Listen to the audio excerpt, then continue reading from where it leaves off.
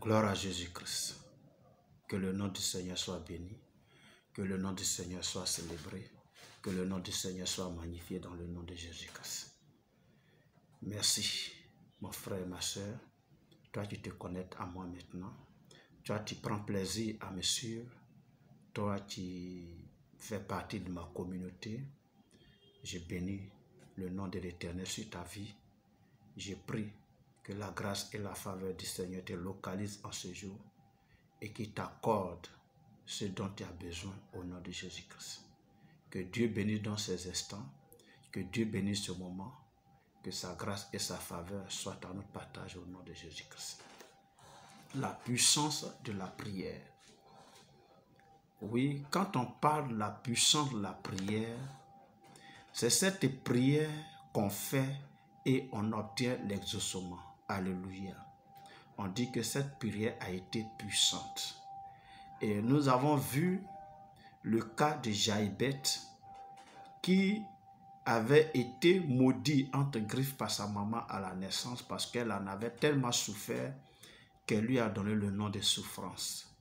Jaïbet a pris conscience et il est allé au Dieu d'Israël et il a refusé sa situation et il a demandé que Dieu le bénisse. Et la Bible déclare que Dieu lui a accordé tout ce dont il avait demandé. Il y avait aussi le cas du roi Ézéchias qui était malade et Dieu a envoyé son prophète Ésaïe vers lui pour lui dire qu'il allait mourir de la maladie dont il souffrait. Donc, il devrait donner les ordres dans sa maison.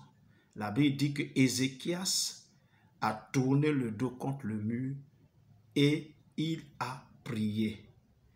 Il a invoqué son Dieu, il a supplié Dieu et Dieu a eu pitié de lui.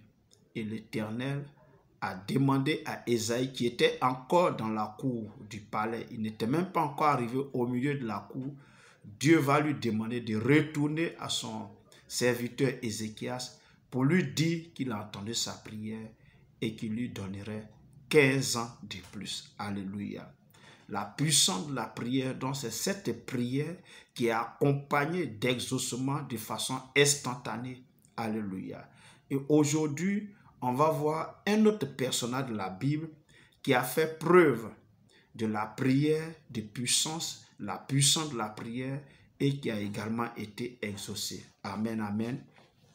On va donc prendre nos Bibles dans le livre de 1 Samuel, chapitre 1. C'est une longue lecture, mais il faut que je la lise pour qu'on puisse vraiment comprendre cette histoire-là. Amen. Et donc, 1 Samuel, chapitre 1, à partir du verset 1, et ce jusqu'au verset 18. Il y avait un homme de Ramathaïm, Sophie, de la montagne d'Éphraïm, nommé Elkana, fils de Joroam, fils d'Élu, fils de Tohu, fils de Souf, Éphrasien. Il avait deux femmes, dont l'une s'appelait Anne et l'autre Pénina. Pénina avait des enfants, mais Anne n'en avait point. Chaque année, cet homme montait de la ville de Silo, montait de sa ville à Silo pour adorer l'Éternel des armées et pour lui offrir des sacrifices. Là se trouvaient les deux fils d'Éli, Ophine et Phiné, sacrificateurs de l'Éternel. Le jour où Elkana offrait son sacrifice, il donnait des portions à Pénina, sa femme, et à tous les fils et toutes les filles qu'il avait d'elle. Mais il donnait à Anne une portion double, car il aimait Anne, et l'Éternel avait rendu stérile. Sa rivale lui prodiguait des mortifications pour la porter à s'irriter de ce que l'Éternel avait rendu stérile. Et toutes les années, il en était ainsi. Chaque fois qu'Anne montait à la montagne de l'Éternel, Pénina la mortifiait et la mortifiait de la même manière. Alors elle pleurait et ne mangeait point. Elkana, son mari, lui disait, « Anne, pourquoi pleures-tu et ne manges-tu pas? Pourquoi ton cœur est-il attristé? Est-ce que je ne vaux pas pour toi mieux que 10 fils? » Anne se leva, après que l'on eut mangé et bu à Silo. Le sacrificateur Élie était assis sur son siège, près de l'un des poteaux du temple de l'Éternel. Et l'amertume d'Alam, elle pria l'Éternel et versa des pleurs.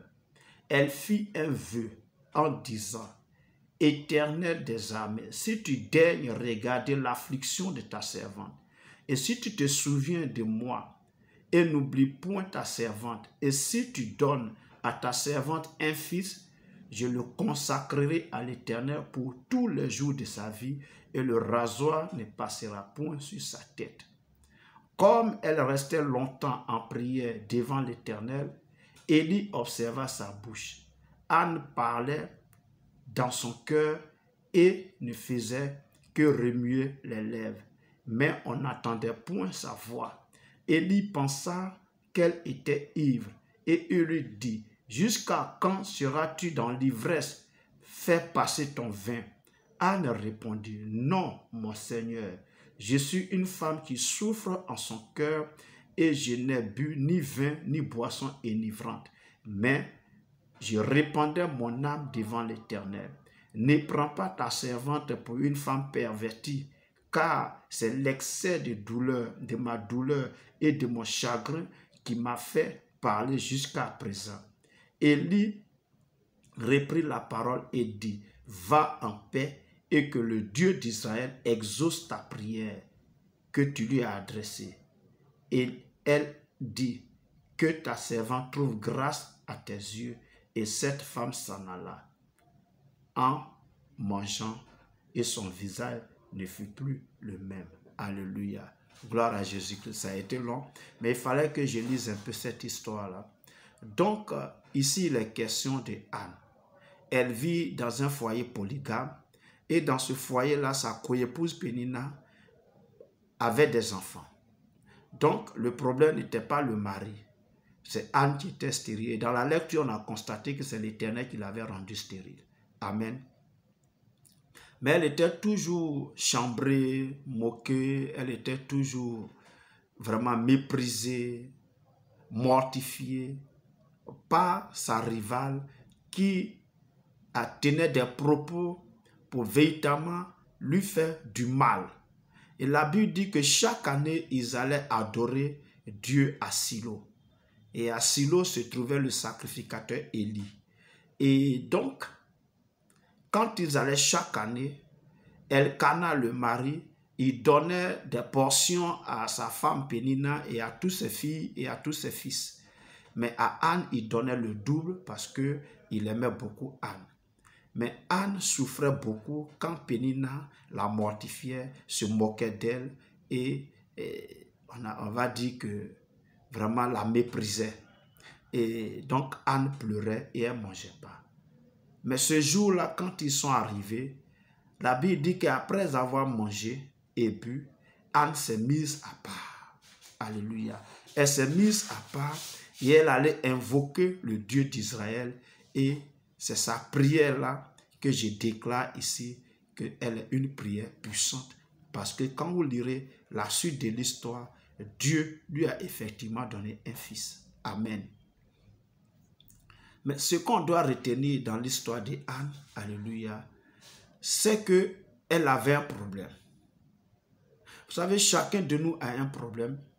Et mon problème n'est pas ton problème. Mon souci n'est pas ton souci. Nous tous, on va à l'église tous les dimanches. On loue le Dieu, on loue notre Dieu, on danse ensemble, on prie ensemble, on adore ensemble, on écoute la parole de Dieu ensemble et l'homme de Dieu prie pour toute l'assemblée. Et puis on rentre à la maison. Mais chacun a son problème, chacun a son besoin, chacun a son souci. On n'a pas tous les mêmes soucis. C'est le cas de Anne. Le souci qu'elle avait, les autres qui venaient adorer Dieu à Silo, chaque année-là, n'avaient pas le même souci. Mais cette année-là, Anne a pris conscience qu'elle doit résoudre le problème au pied du Seigneur. C'est pourquoi à des moments, il faut prendre la décision de chercher la face de Dieu dans la prière. Quand tu as tout essayé et puis rien ne va, elle, c'était la stérilité. Peut-être que toi aussi, c'est la stérilité. Toi, peut-être, c'est le travail. Toi, c'est le mariage. Toi, c'est la santé. Bref, chacun a son souci. Chacun a son problème. Chacun a son besoin. Alléluia. Et là, Anne, elle, son problème, c'était l'enfantement. Alors, elle allait prier l'Éternel ce jour-là. L'amertume dans l'âme, elle ne pouvait pas ouvrir la bouche. Et elle parlait dans son cœur et ses lèvres remuaient. On n'entendait pas ce qu'elle disait. Alléluia.